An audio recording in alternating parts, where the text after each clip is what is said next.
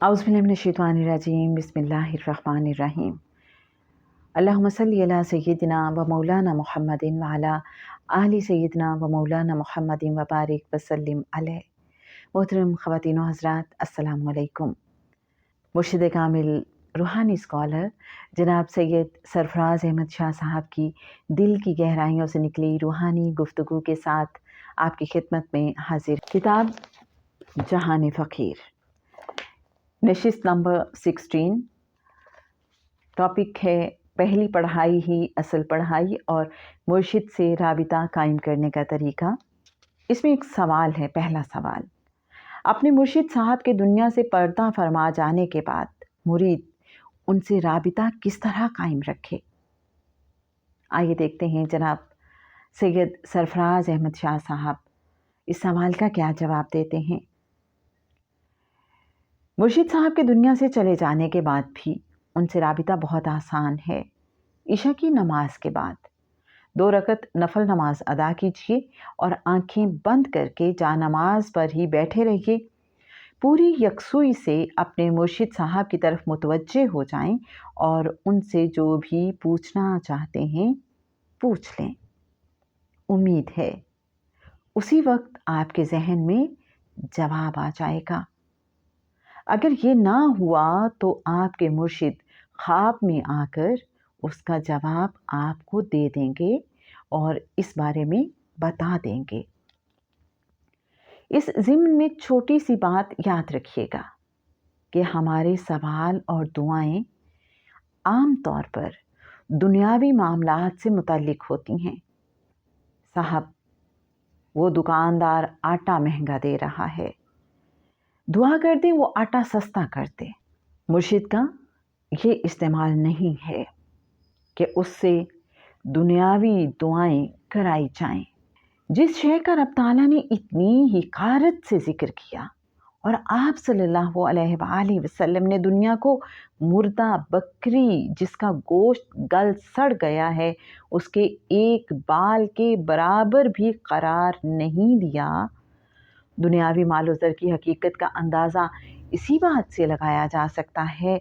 और फिर ऐसी चीज़ जो रब ताला ने अपने मुक़र्रब पैगंबरों को वाफिर नहीं दी। अगरचे आप सल्लल्लाहु अलैहि वसल्लम और तमाम पैगंबरों के तसर्रुफ़ में दुनिया थी और आप सल्लल्लाहु अलैहि वसल्लम ने फरमाया, अगर मैं चाहूँ तो कोहे ओहद पूरे का पूरा सोने का हो जाए। तसर्रुफ़ होने के बावजूद और ये जानने के बावजूद कि उनकी हल्की सी ख्वाहिश पर वाफिर माले दुनिया उन्हें हासिल हो जाएगा, किसी पैगंबर ने माले दुनिया ना मांगा। इससे हमें अंदाज़ा हो जाएगा कि दुनियावी मालो ज़र की असल हकीकत क्या है। अगर हम अपने मुर्शिद के पास जाएं और दुनियावी माल की दुआ कराएं तो ये बिल्कुल ऐसा ही है कि राउंड रोज़ हैवी गन के गोले से मक्खी को मारने की कोशिश करें। वो गोला जो बहुत एक्सपेंसिव है वो भी ज़ाया हो जाएगा और मक्खी भी नहीं मरेगी। मुर्शिद साहब से दुनियावी मालो ज़र के सिलसिले में गुफ्तगू से इज्तिनाब ही करना चाहिए। रूहानियत और तसव्वुफ़ की राह में शुरू में बहुत तकालीफ आती हैं। हर तरीके से इंसान को आजमाया जाता है, उसे हर तरह से रगड़ा जाता है। ज़िंदगी का कोई पहलू ऐसा नहीं जहां इंसान को तकलीफ़ ना आए। इस राह में कामयाबी देने से पहले रब ताला इस तरह इंसान की रबिंग करता है जैसे चक्की के 2 पार्टों में आया इंसान कि उसकी ज़बान 100 फीट बाहर लटकने लगती है। लेकिन जब इंसान की ट्रेनिंग मुकम्मल हो जाती है तो फिर रब ताला की तरफ से जो इनामात मिलते हैं उन इनामात को एक्सपीरियंस करने के बाद, देखने के बाद नहीं कह रहा मैं, ये दुनिया वाकई हेज दिखाई देती है और फिर समझ आती है पैगंबरों ने दुनिया के हुसूल के मुकाबले पर तकालीफ को तरजीह क्यों दी थी। مرشد کے بارے میں ذرا سا یہ خیال رکھیے کہ ہم دنیاوی چیزوں کے حصول کے لیے ان سے رجوع نہ کر رہے ہوں۔ رب تعالیٰ کا وعدہ ہے کہ وہ رزق عطا کرے گا۔ رب تعالیٰ پالنے والا ہے۔ پالنے میں صرف روٹی نہیں آتی بلکہ تمام انسانی ضروریات کا پورا ہونا اس سے مراد ہے۔ رب تعالیٰ نے اپنے آپ کو رزاق کہا۔ رزق دینے کا اس رب نے دعویٰ بھی کیا اور وعدہ بھی۔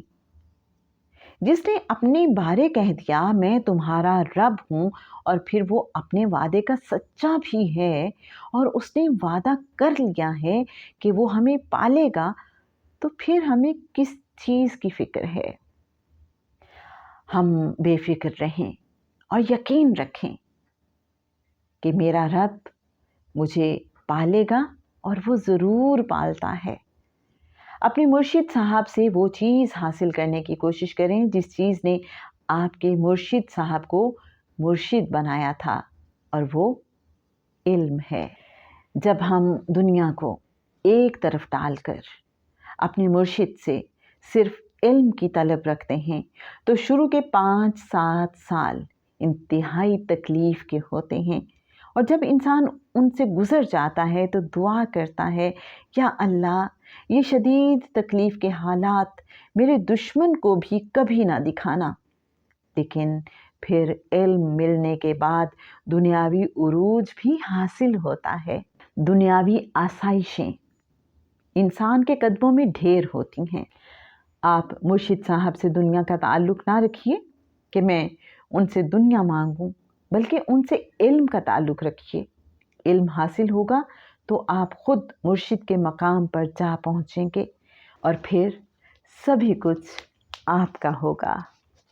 ریفرنس کے لیے بتاتے چلیں، کتاب جہان فقیر، پیج 147 and 148۔ اللہم صلی علی سیدنا و مولانا محمد وعلی آل سیدنا و مولانا محمد وبارک وسلم علیہ۔ السلام علیکم ورحمۃ اللہ وبرکاتہ۔